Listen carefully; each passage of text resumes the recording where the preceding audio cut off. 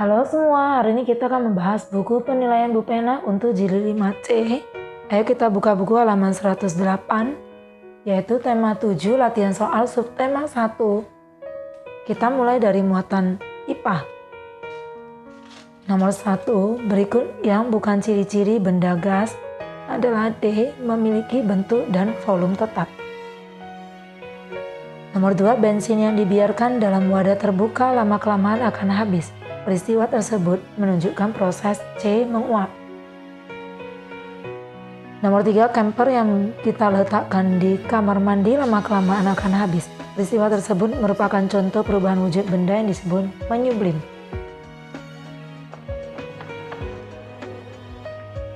Nomor 4, saat air membeku menjadi es, maka yang terjadi perubahan wujud benda, cair menjadi benda padat.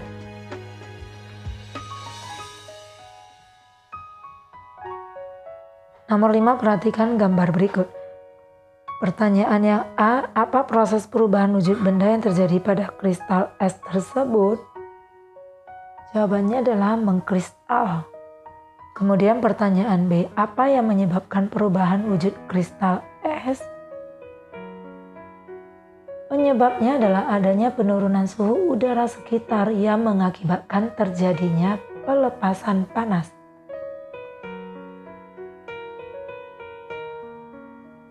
Bagian C, apakah kristal es dapat berubah menjadi wujud benda lain? Jelaskan. Jawabannya ya, dapat. Jika suhu udara di sekitar kristal es mengalami kenaikan, maka kristal es akan berubah wujud menjadi air, dan perubahan ini disebut mencair. Kita lanjut ke muatan bahasa Indonesia. Baca teks berikut untuk menjawab soal nomor 1 hingga 3 yang judulnya Budi Utomo dibaca.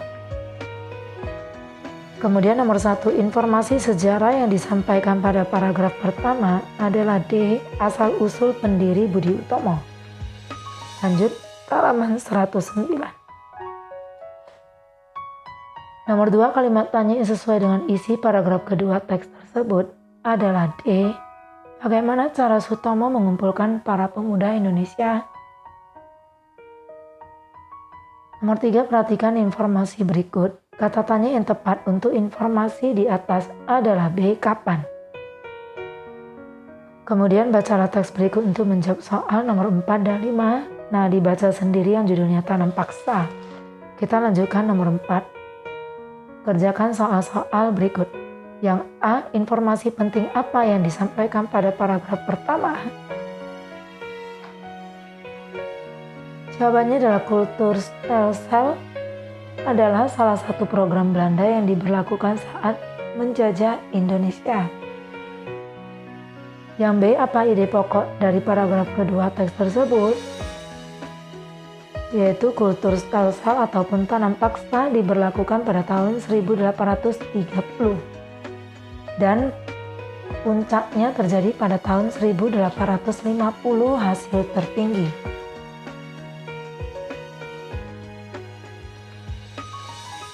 Yang C, apa kalimat tanya yang sesuai dengan isi paragraf ketiga? Yaitu mengapa program tanam paksa merugikan rakyat Indonesia? Nomor 5, tuliskan kembali isi teks tersebut ke dalam satu paragraf menggunakan bahasamu sendiri.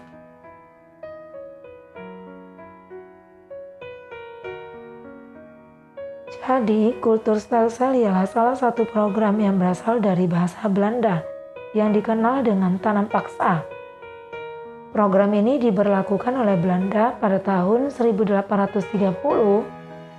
dan sangat merugikan rakyat Indonesia karena ditekan dan dipaksa bekerja tanpa diberi upah.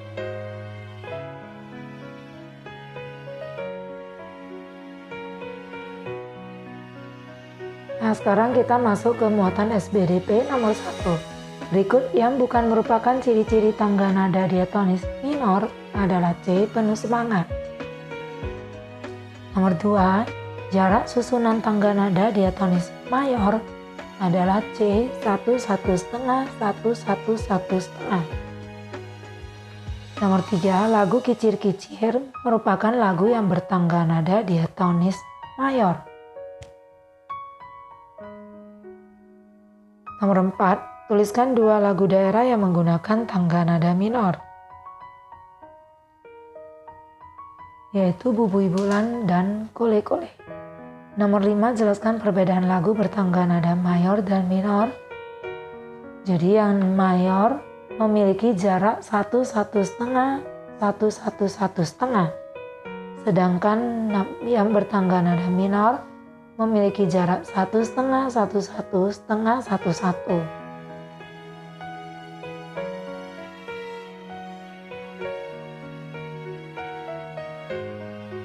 Sekarang kita buka ke halaman 110 muatan PPKN.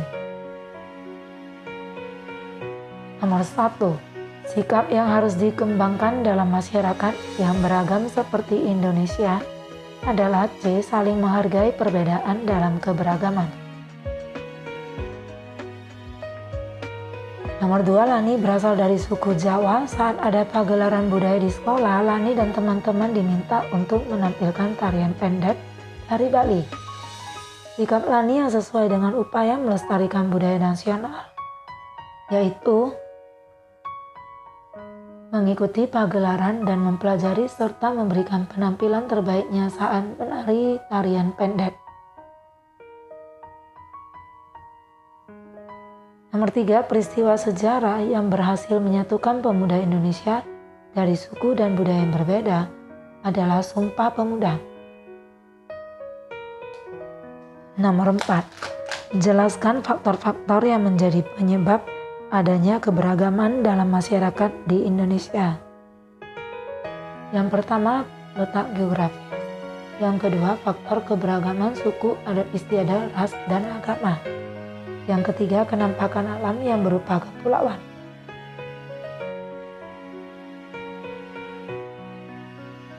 Nomor 5, tuliskan masing-masing 3 suku yang berasal dari tiap pulau besar di Indonesia.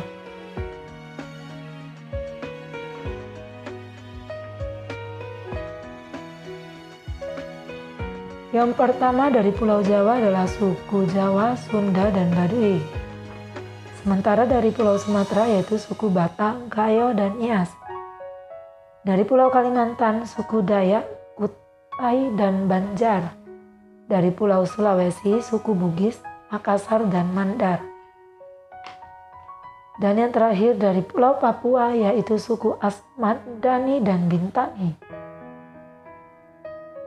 Dan Bintuni. Sekarang kita lanjut ke muatan IPS. Nomor 1, potensi Indonesia yang menarik bangsa asing untuk singgah kemudian menjajah adalah B. Rempah-rempah.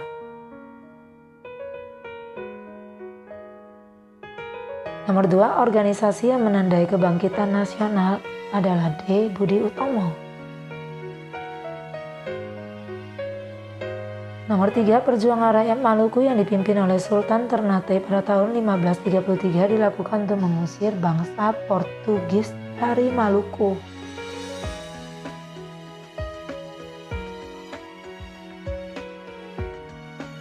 Nomor 4, apa saja faktor internal dan eksternal yang memengaruhi kebangkitan pergerakan nasional di Indonesia? Nah, kita mulai dari faktor internal, yaitu lahirnya golongan terpelajar dan cendekiawan. Juga penderitaan akibat dijajah dan sejarah kejayaan pada masa lalu, pada masa kerajaan. Kemudian yang merupakan faktor eksternal yaitu kemenangan Jepang atas Rusia tahun 1905, kemudian masuknya paham nasionalisme dan demokrasi, kemudian kebangkitan nasional negara-negara tetangga di Asia yaitu India dan Filipina.